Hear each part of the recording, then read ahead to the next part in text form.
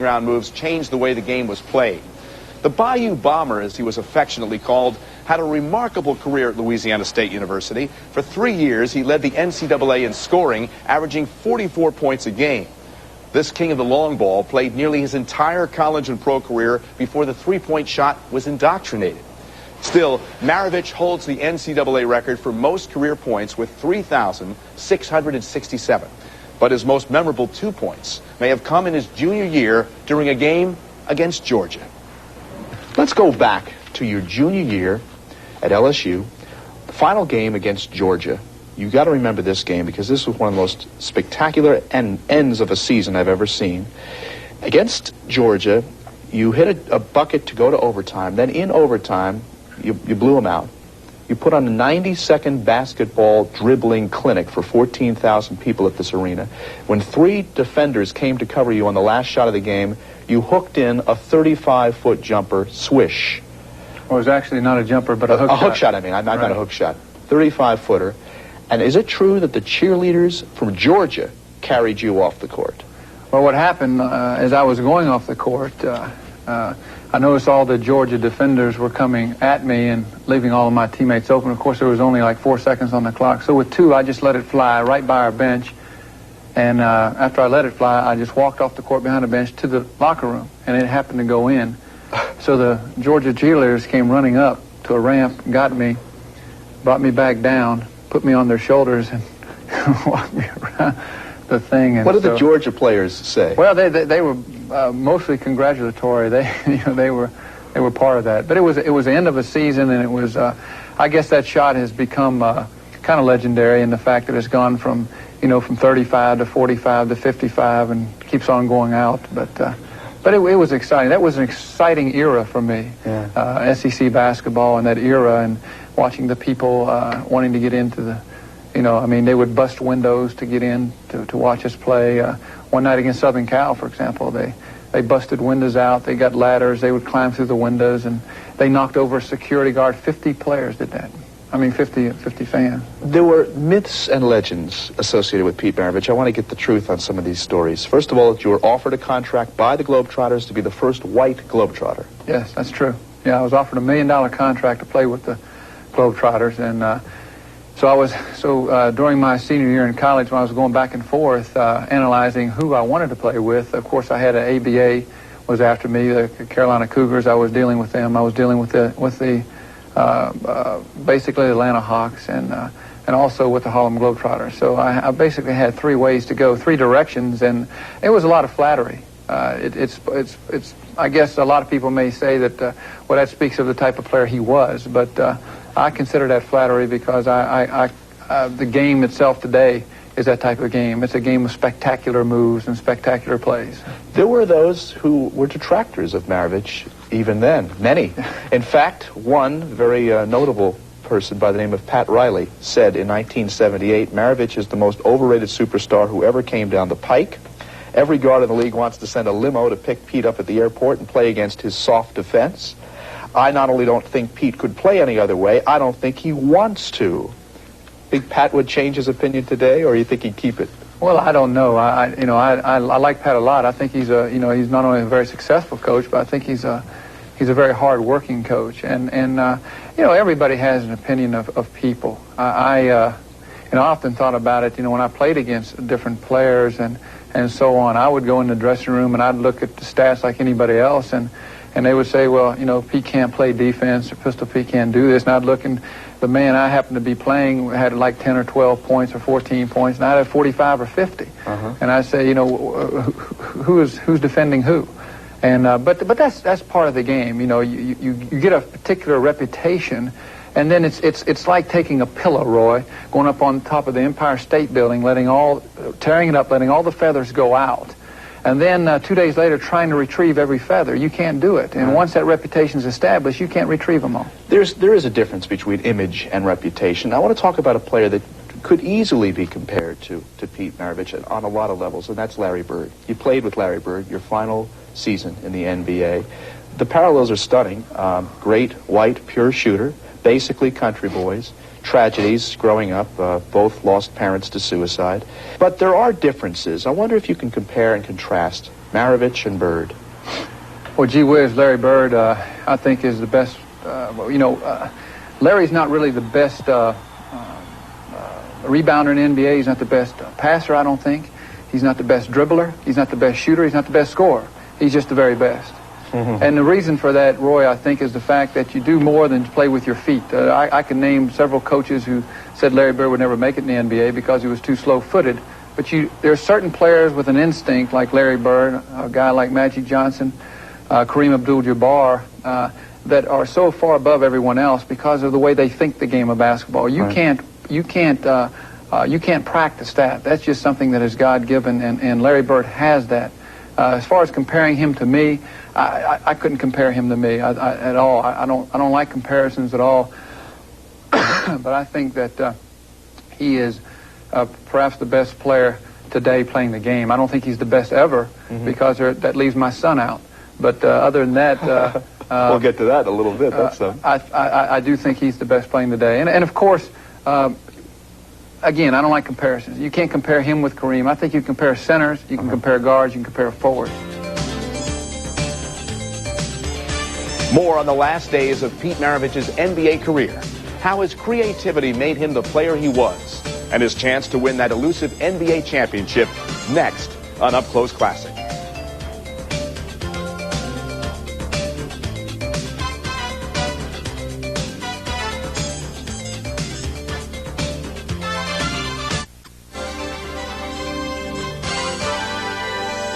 I think the electrifying way he played, the flamboyance that he had on the court, the magic, the ball was like a yo-yo with Pete. So some people that are going to watch this show are going to say, wait a minute, did he forget Michael Jordan? Did he forget Shaquille O'Neal? No, I'll never forget either one. I think he was the greatest offensive player. Welcome back. From gym rat to NBA Hall of Famer, Pete Maravich became a scoring machine for both the Atlanta Hawks and the New Orleans Jazz. After his achievements at LSU, a variety of offers poured in from the NBA, the ABA, and the Harlem Globetrotters, which at the time was an all-black organization. He chose the NBA and signed what was at the time the highest-paying NBA contract ever with the Atlanta Hawks. He was a five-time All-Star and led the league in scoring in 1977. Personal achievements aside, Maravich never found success in a title hunt. Unimpressive playoff appearances only fueled basketball purists who continually criticized Pete for his selfish play. Many felt that he placed style over substance. In his 10th and final season, Pete Maravich finally had a chance to win an NBA title when he teamed up with the Boston Celtics and rookie Larry Bird. Was it weird for you to be a Celtic so late in your career after your skills had gone? I mean, if there was one team that Pete Maravich would have loved to play for, people will say, how could you say he was a flashy guy? The Celtics aren't flashy. But in fact, you were a basketball purist on a lot of levels. You go to the Celtics finally after 10 years in the NBA, and you really don't have it, even though you retired before their championship season. That one thing you wanted, the ring, eluded you yet again. Was it weird playing for the Celtics? Well, it was. It was at that point in my life because I was really physically worn out, mostly mentally worn out. I just had really, and I knew I'd come into the Celtics. They were a winning team, and I knew that there would be some jealousy, some envy there because why do we need him? We know we're fine, we're in first place, and everything else. But but it was really an enjoyable time for me to be able to finally play on a team that I knew when I left the locker room we were going to win. I never had that before, and so it was really a good thing at that time. Bill Walton had said, the worst thing that can happen to a professional basketball player is to be the best player on a bad team, because no matter whatever happens, you'll always be thought of as a loser. Lou Hudson, your teammate, echoed those thoughts. Can you relate to that? Well, there's no doubt about that. I think geographically, if everyone could name where they wanted to play basketball, they'd play in L.A. or Boston. I mean, that's just it, because they're winning traditions. They're going to win every year, and they're always going to be at the top. But I can't designate where I'm going to be, and I do know that through the times that I had playing pro basketball, which were very bad times, you either win or you lose. So it's a flesh peddling business, and I know that I went through a lot of adversity, but through that adversity, I grew up a great deal, and I think that's one of the things that you really have to do. You have to learn through adversity. If everything goes well for you, then perhaps you don't know later on in life when you're not playing basketball in front of the cameras what's going on in your life. Can we talk for a few moments about the exploitation of Pete Maravich in the sense of this? I mean, you were paid very well, clearly, but they exploited not the brilliance, not the basketball brilliance, not the gifts, but the showmanship, the theater only. Can you talk about that for a second? Well, I guess so. Ever since I was perhaps 12 years old, Roy, I threw a behind-the-back bounce pass during a junior varsity game between a defender's legs. And I looked around and I saw the fans and how excited they really got, and that was back in 1959. And I just saw the excitement of entertainment that you could bring to people, and that they would really enjoy that. And so I wanted that. It was like a drug inducement to me, and that's the way I'd learned the game anyway. My dad had developed so many different types of creative fundamentals to keep me from boredom. And so, because I played 6 to 10 hours a day, every day, 90 days during the summer. And, I'd do incredible things. I would dribble blindfolded in the house. I would take my basketball to bed with me. I'd lay there after my mother kissed me, tuck me in. I would sit there and shoot the ball up in the air and say fingertip control, backspin, follow through. Is it true that your dad would drive you to school every morning and right alongside the car you dribble? Well, not every day, but that was sometime. But sometimes he would get me. The very first time we went out on a road that was straight, and he told me to put myself out the side of the car and dribble, and I told him, I said, Dad, you're nuts. He said, just do as I say. And I didn't really know why he did that, but I know now. And the reason is because he was building levels of confidence in me. And there was nobody doing that. I came here this morning on a freeway. I didn't see anybody dribbling the ball out of the car. Roy, so, it's... Yeah, I know what you mean. You don't see a lot of that anyway. Yeah. You don't see that. When we come back, more about the man who shaped the career of Pistol Pete. And the Maravich legacy continues. From Father Press to son Pete, and from Father Pete to sons Jason and Josh. At a camp this summer, coaches were teasing him at my camp up in North Carolina, and they were teasing him and said, I bet you can't even make a free throw. You're only 8 years old. You can't even probably reach the rim. And he said, I bet I can. And he said, okay, go ahead. And he started shooting. He made 27 out of 30 on the free throw line. That was behind us. Welcome back to the ESPN Zone. I'm Roy Firestone. This is Up Close Classic. The close relationship of a father and his son, Press and Pete Maravich, were alike in many ways. What stands out the most undoubtedly is the obsession they shared for the sport of basketball. Press Maravich had played professional basketball in both the National Basketball League and the Basketball Association of America. He was also a coach and a scout throughout his adult life. Under Press's tutelage, Pete learned discipline and the finer points of the game. It was Press's dream to revolutionize the game of basketball, and he did so vicariously through his son. The author of a book entitled Heir to a Dream, Pistol Pete lived not only his own dream, but that of his father. You have your heroes. I think your greatest hero might have been your dad, Press. Certainly he's the greatest coach you ever played for. Before we talk about your dad, I want you to take a look at a quote to David Halberstam from Inside Sports back in 1980. He said this about Press. Press, consciously or unconsciously, gloried in Pete's achievements and his reflected fame. Father and son with identities too close for the good of either. You agree?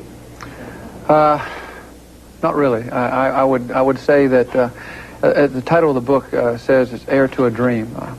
My dad always had a dream to fulfill, and that dream was to basically make basketball something that was not as stagnant or fundamental as it was. He wanted to elevate it. He wanted to kind of revolutionize himself. And because of the war, he played pro basketball. He played college basketball and Pittsburgh. Oh yeah, and he was a heck of a basketball player. And in fact, he really handed that dream down to me. He wanted me to fulfill that dream, and really that's what I did, Roy. For him, I fulfilled his dream of having something to do with elevating the game of basketball on a level where it became much more than just a stagnant type that was played in the 50s, but in the 60s. Pete, you were so close with your dad. How devastating was it to lose him? It was very devastating, but in fact, I really don't have any pain because of the fact that I was there for his last breath. I watched his last breath being taken, my wife and I. It really shocked my wife at that point. My dad, I was with him for 5 straight months, Roy, 24 hours a day. I traveled some 20,000 miles trying to get treatment with him. I carried him places like he used to carry me in the back seat of a car to camps in the summertime. We were very, very, very close. And I I think that's good. I think a father and son should be that close. I think the heroes today should be the fathers. They should not be some athlete. You can admire athletes, you can admire rock stars, you can admire people, but it should be the fathers that are the heroes of kids today. And I think most kids like to be like their fathers, the ones that are close to them, the ones that show them love. And so I was very, very close to him.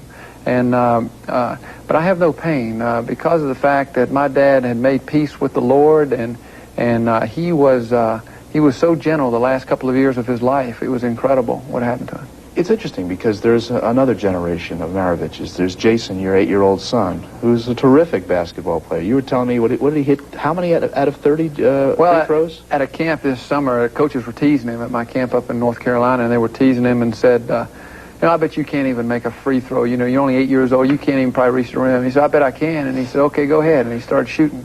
He made 27 out of 30 from the free throw line. It was behind us. But you don't coach him. You said he rebels from your coaching. Right? Yeah, I really don't.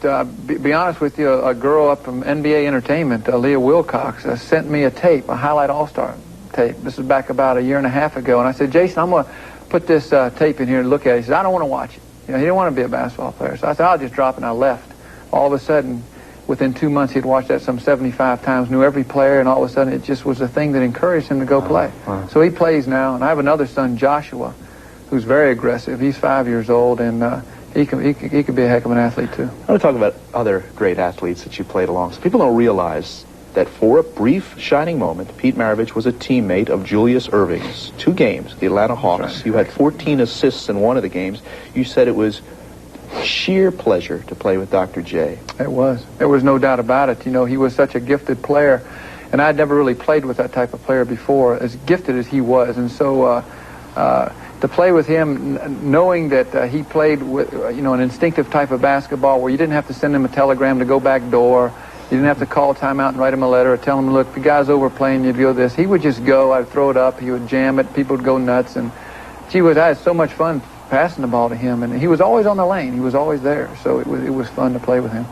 There he was at the end last year. Well, he's just he's not only one of the greatest basketball players ever played, but he's just a great human being, and he's touched a lot of people. He's touched a lot of kids, and just everyone that Doc gets around, he just really touches. You love to touch, figuratively and literally, Wilt Chamberlain. Some of your best contests were with Wilt. There was one night, apparently, that you guys were going at it on the court. He said, how high can you jump? And I asked him how high can you jump? And he said about 14 feet. You said, my shot goes 14 feet 1 inch, right? Right. Yeah, well, that's where I developed the pro layup. First time I ever played against Wilt in Atlanta, he came to me at the center circle, and he said, now, Pistol, don't bring the ball in or you'll have Spalding on your forehead. And I said, Wilt, I'm coming hard. So I came in the very first time, I kind of mocked him. I did one of his fall-away, one-handed shots, and he put it up about 16 rows, and he said, I told you, don't bring it in here. You used to tell him, I'm going to go dinner off you, right? That's right, I'm going to have some dinner off you. And then I would come in, I'd develop the pro layup, and he would go up, and it was like seeing his hand like this, and the ball would be going right over, and he'd be about 1 inch too short. But it was a lot of fun playing against him. You had so much fun early on, and then it started to change. It became the business. In fact, when you came to the Hawks as a professional, you developed Bell's palsy, a paralysis in your face. Yes. Because of the great pressure and anxiety that this game had caused. It just ceased being the game you had known. Yeah, basically, Roy, it started my junior year in college. All of a sudden, when my dad popped me over the head in front of 12,000 people and said, I'm the coach, you're the player, I started realizing that this game was not as fun as it was when I was a young person. All I wanted to do was play the game, have fun, and that was it. But it really did become a business. And as you well know, sports, you either win or you lose. If you win, then you're on all the shows, you're on everything, you're all everything. If you lose, forget it. Everybody has an opinion about you, and that's just the way it is. When Up Close Classic returns, Pete Maravich, the person. A new lesson to be learned. This time, not in sports, but religion.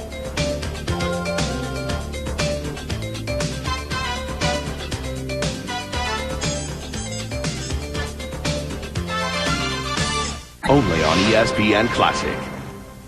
Welcome back. Admired by many for his basketball talents, Pete Maravich did not escape controversy. He became quite introspective for a while, striving for personal success. and searching for his own spirituality. Peace and tranquility eventually entered Pete's life, but only after he had confronted his demons. Pete Maravich, there were some troubled times. The times he was drinking a lot, staying out late, and getting involved in fistfights in bars. There were times he would say this to the press: "I wish I were invisible so I could kill the heads of all the rich banking families, redistribute the wealth, and make the world a better place. And I hope someday to put a huge target on the roof of my house, accompanied by the words, 'Come take me,' so that spaceships might circle and land and take me away." How'd you find that, Roy? This is what I found. Yeah. Well, that was during a period of real searching, which began basically after about my 15th birthday, and searching to why I'm here and what's the purpose of this life. Is it just to get, or is it to give, or what is the purpose? And basically it led me through a lot of different stages, from different religions and Hinduism, reincarnation, to hypnosis, astral projection, UFOs, ufology. I was very radically into nutrition and so on. I was macrobiotic 1 year, vegetarian 3 years. I was into karate, yoga, transcendental meditation. I went all those different routes, looking for a peace, looking for something that was lasting, because I wasn't finding it in what the world told me success was the material things and all these things. But I found it in 1982 when I became a born-again Christian. It was a very sort of a Damascus-type experience, and from that day on, I've been literally transformed by Christ, and it's changed my life dramatically. I can't explain it to people. I'm not out to make the world Christian at all, any more than I can make them a Corvette. But I can only speak from my shoes and let them know that the joy and peace that I have today is greater than the happiness and rewards that the world offers.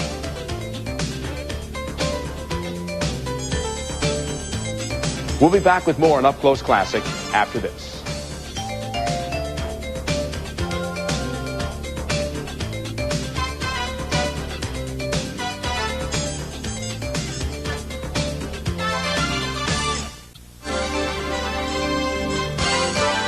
Welcome back to Up Close Classic. I'm Roy Firestone. Sadly, Pete Maravich collapsed and died at the age of 40. He was doing what he loved, playing basketball in a gym in California. Remarkably, doctors discovered that Pete Maravich had lived his whole life with just one coronary artery instead of two. Many marvel at how he could have survived, let alone lived such a rigorous life. He was elected to the Basketball Hall of Fame the year before his death and posthumously selected as one of the NBA's 50 greatest players. You know, it's been said that the goal is not at the end of the road, but it is the road itself. Pete Maravich's road was a fascinating one. He lived his 40 years to the fullest, dedicated to his family and his sport. Thanks for joining us. I'm Roy Firestone. We'll see you next time on Up Close Classic.